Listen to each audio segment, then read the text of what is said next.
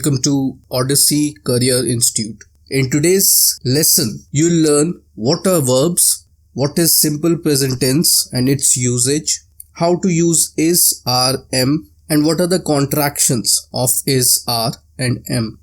This is the first part of our lesson on verbs and tenses. In the next parts, we'll learn present continuous tense, present perfect tense, past tense, and future tense. So what are verbs? Verbs are action words which are used to describe an action, state, or occurrence. They tell you what people, animals, or things are doing. For example, knock, burst, climb, dig, read. All these words, they are referring to a certain action. Simple present tense. Simple present tense is used to express a general truth or a customary action. Any such action that happens on a regular basis, that is in the ordinary course of action. Anything which happens frequently or on a regular basis. For example, the children go to school by bus. This is a regular thing.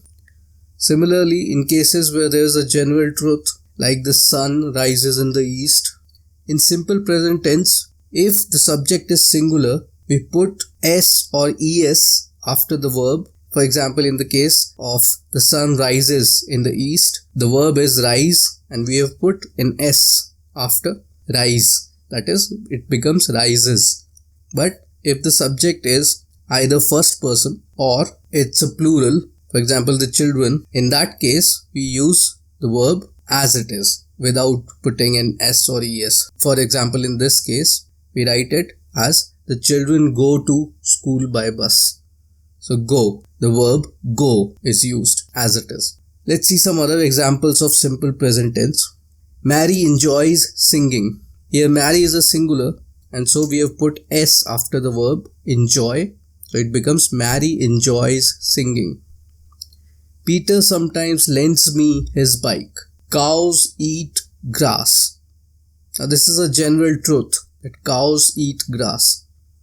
Similarly, monkeys like bananas. Tom collects stamps. That is a customary action for Tom to collect stamps. The earth goes around the sun.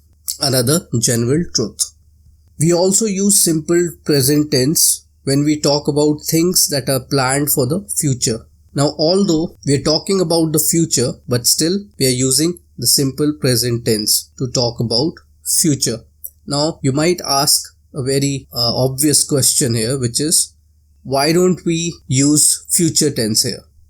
You're right, we can use future tense here, but in practical English usage, it is correct to say that the train departs in 5 minutes. And this is an example of simple present tense. Although we are talking about future, we are still using the simple present tense to talk about future. And that is how we give out a statement.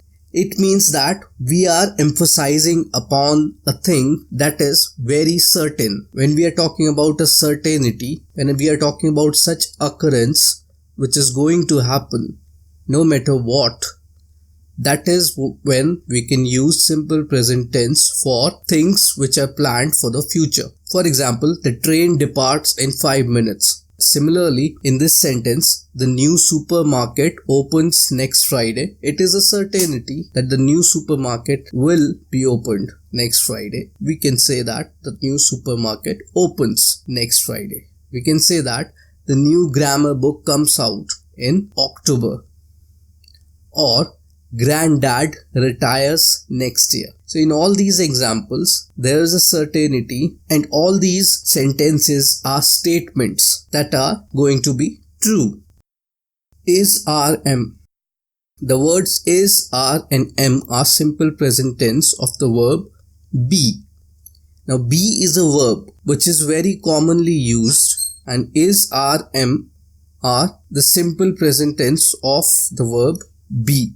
You must use am with the pronoun I. You must use is with the pronouns he, she, and it. You must use are with the pronouns you, we, and they. How do you use these verbs? These verbs are also used in contractions. When you contract two words into one, for example, I am can be written as I apostrophe am, or you are can be written as you apostrophe re. So these are some of the contractions that you must learn, and these contractions are used very frequently in practical English usage. For example, for he is, we sometimes say he apostrophe s. So he's or she's. The only exception is when we are asking questions. Am not is written as aren't in questions when there is a question. So for example, if I say I am looking good, aren't I? I won't say am I not. That will be too formal. When we are having an informal conversation, we should use aren't I, which sometimes is used as ain't I. So these are the contractions that you should remember, and they are all part of the simple present tense. Thank you for watching this lesson. I hope this lesson has been helpful to you. Do subscribe to our channel and share this with other students. We upload fresh lectures on this channel every Tuesday, Thursday and Saturday. So keep watching and keep learning.